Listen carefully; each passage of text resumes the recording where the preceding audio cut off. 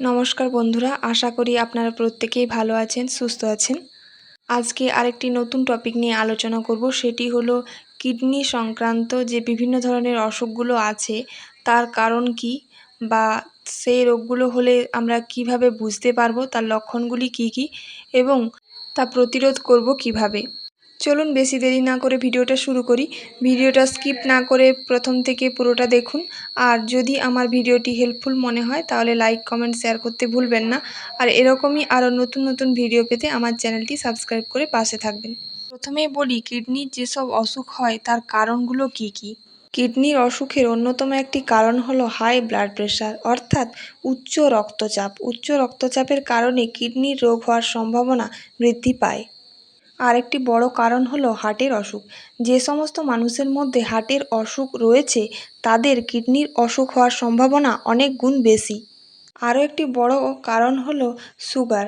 যেসব মানুষের মধ্যে হাই ব্লাড সুগার অর্থাৎ সুগার রয়েছে তাদের মধ্যে কিডনির রোগ হওয়ার সম্ভাবনা অনেক গুণ বেশি থাকে।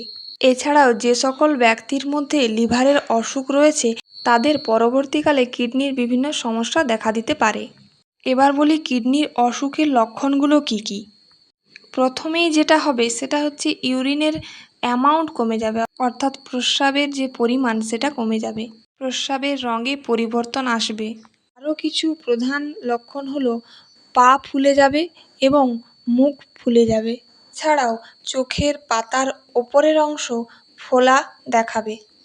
এছাড়াও দুর্বল অনুভব করা, ঝিমুনি ভাব, প্রেসার বেড়ে যাওয়া, শ্বাসকষ্ট, এরকম আরও বিভিন্ন ধরনের সিমটম দেখা যেতে পারে। এবার বলি কিডনির অসুখ যাতে না হয় তার জন্য আমরা কি কি করতে পারি। নির্দিষ্ট নিয়মে এবং সঠিক পরিমাণে জলপান করতে হবে। আমাদের অনেকেরই মধ্যে এই ধারণা আছে যে প্রচুর পরিমাণে জল খেলে কিডনির রোগ থেকে বাঁচা যায়, কিন্তু জল খাওয়ার একটা নিয়ম আছে। সে নিয়মটি হলো আমরা কম কম করে সারাদিন ধরে বেশি পরিমাণ জল খাবো। এর মানে হলো যখন আমরা জল খাবো তখন একেবারে 1 বোতল বা 1 মগ জল খেয়ে ফেলবো না। আমরা ছোট ছোট গ্লাস বা মেজারিং কাপে জল খাবো এবং বারবার জল পান করতে হবে এবং সারাদিনে 2 থেকে 3 লিটার জল পান করতে পারি। যাদের মধ্যে এই ধারণা আছে যে একেবারে অনেকটা পরিমাণ জল পান করলে কিডনির অসুখ হবে না, তাদের এই কথাটা জেনে রাখা দরকার যে একেবারে অনেকটা পরিমাণ জল পান করলে তা কিডনির ওপর প্রেশার সৃষ্টি করে এবং কিডনি দীর্ঘদিন এই প্রেশার সহ্য করতে করতে একটা সময় কিডনি ড্যামেজ হতে শুরু করে। কিডনির অসুখ থেকে বাঁচতে গেলে ব্লাড প্রেশার অর্থাৎ প্রেশার নিয়ন্ত্রণে রাখতে হবে। এছাড়াও ব্লাড সুগার নিয়ন্ত্রণে রাখা অর্থাৎ ডায়াবেটিস নিয়ন্ত্রণে রাখা। ধূমপান করা এবং মদ্যপান করা থেকে এড়িয়ে চলতে হবে। প্রচুর পরিমাণে সবুজ শাকসবজি খাওয়ার অভ্যেস তৈরি করতে হবে। বিভিন্ন ধরনের ফাস্ট ফুড এবং জাঙ্ক ফুড জাতীয় খাবার এড়িয়ে চলতে হবে। প্রতিদিন কমপক্ষে 20 থেকে 30 মিনিট হাঁটার অভ্যাস তৈরি করুন। এটি খুব ভালো অভ্যাস যা কিডনির রোগ সহ অন্যান্য অনেক ধরনের রোগ প্রতিরোধ করতে আমাদের সাহায্য করে। ওজন নিয়ন্ত্রণে রাখতে হবে। অতিরিক্ত স্থূলতা হার্টের এবং কিডনির রোগের সঙ্গে সরাসরি যুক্ত। বিভিন্ন ধরনের যোগ ব্যায়ামের অভ্যাস তৈরি করুন।